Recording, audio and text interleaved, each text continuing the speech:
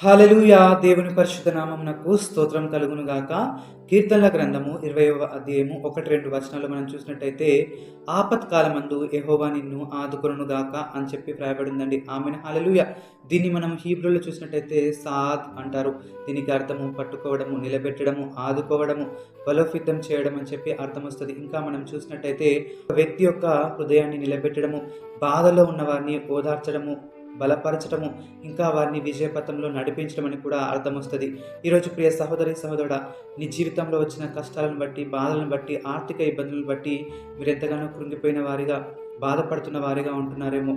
కానీ మీరు దేవుణ్ణి వెంబడించినట్టయితే, మీరు ఆయనను వెదికినట్టయితే, మీరు ఆయన పైన ఆధారపడినట్టయితే దేవుడు మిమ్మల్ని ఆదుకునే వారిగా ఉంటారండి.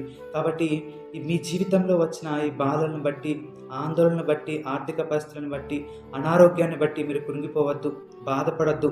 మీరు ఆయన పైన ఆధారపడండి. ఆయన నన్ను ఆదుకుంటాడని చెప్పి మీరు నమ్మినట్టయితే, ఆయనకు ప్రార్థన చేసినట్టయితే, ఆయన పైనే మీరు ఆనుకున్నట్టయితే దేవుడు మిమ్మల్ని ఆదుకునేవాడిగా ఉంటాడు. అంటే మీకు సహాయం చేసేవాడిగా ఉంటాడు. ఇంకా మిమ్మల్ని రక్షించేవాడిగా ఉంటాడు. మీ అవసరాలు తీర్చేవాడిగా ఉంటూ మిమ్మలను ఓదార్చి బలపరుస్తాడండి. అట్టి కృప దేవుడు మనందరికీ దయచేయునుగాక. ఆమేన్. హల్లెలూయా!